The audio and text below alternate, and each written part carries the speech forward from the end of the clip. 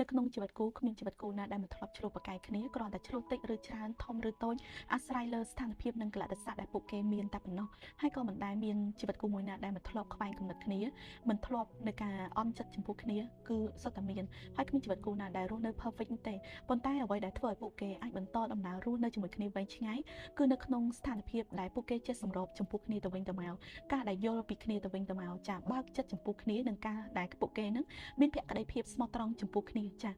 នេះគឺជាកត្តាដែលធ្វើឲ្យជីវិតដៃគូរស់នៅបានយូរអង្វែងហើយតកតងកត្តាសំខាន់ខាងក្រៅដូចជាទ្រព្យសម្បត្តិគឺជាការរួមគ្នាក្នុងការកសាងចាម្នាក់រកម្នាក់ថែឬក៏ត្រូវរកទាំងពីរនាក់នោះគឺជាកត្តាដែលតកតងជាមួយនឹងស្ថានភាពរបស់គ្រួសារតែប៉ុណ្ណោះចាគ្រួសារណាដែលគាត់អាចទប់ទល់រួចគាត់នឹងឲ្យមនុស្សស្រីចាជាអ្នកទប់ដាក់ចំណែកគ្រួសារណាដែលគាត់ទប់ទល់មិនរួចចាមនុស្សស្រីក៏មានឱកាសក្នុងការបង្ហាញនូវសមត្ថភាពថាគាត់អាចកាន់កិច្ចការខាងក្រៅបានចាហើយមនុស្សប្រុសក៏អាចបដូរពីកិច្ចការខាងក្រៅមកជួយសម្រាលនៅក្នុងកិច្ចការខាងក្នុងបានដូចគ្នាចាអញ្ចឹងនៅក្នុងលក្ខខណ្ឌទាំងអស់គ្មាននរណាម្នាក់កំណត់ជំនួសយើងនោះទេ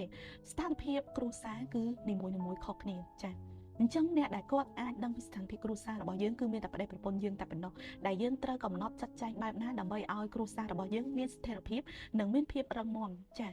ការពារគ្រួសារពីបរិយាកាសខាងក្រៅបែបណានោះអាស្រ័យលើបុគ្គលពីរនាក់ដែលរស់នៅជាមួយគ្នានិងយល់និងដឹងពីគ្នាបានច្បាស់លាស់បំផុតចាកត្តាដែលខ្ញុំនិយាយមិនមែនមានន័យថាខ្ញុំលំអៀងឬក៏ទន់ទេទៅដល់ភាគីមួយណានោះទេប៉ុន្តែខ្ញុំគ្រាន់តែចង់លើកទឹកចិត្តឲ្យមនុស្សស្រីយើងដូចគ្នាចាគឺយើងត្រូវមានការគិតពិចារណាទៅលើចំណុចអ្វីមួយដែលយុត្តិធម៌និងអ្វីដែលជាភាពត្រឹមត្រូវមិនមែនជាការគៀបសង្កត់ឬមួយក៏មិនមែនជាការយកកំហុសខុសឆ្គងរបស់មនុស្សប្រុសដែលតាក់ទងរឿងមានថ្មីឬក៏ចំណុចដែលមនុស្សប្រុសខុសមួយចំនួនចាយកមកវាតម្លៃទាំងអស់នោះទេមនុស្សស្រីយើងក៏មានមួយចំនួនស្ទើរតែ 30% ដូចគ្នាដែលមានការដែលគាត់មិនស្មោះត្រង់នឹងគ្រួសារនិងស្វាមីចាប៉ុន្តែគ្រាន់តែចំពោះមនុស្សស្រីពីដើមឡើយមានរឿងគេខ្មាស់ច្រើនដូច្នេះទៅគេមិនបើកបង្ហាញមិនជីកកកាយដើម្បីជាក្តីជាការថែរក្សាចំពោះគេឈ្មោះរបស់មនុស្សស្រីចាក្នុងការសម្រេចចិត្តដូចគ្នាមានសិទ្ធិក្នុងការទទួលយកអ្វីដែលល្អសម្រាប់ខ្លួនដូចគ្នាចា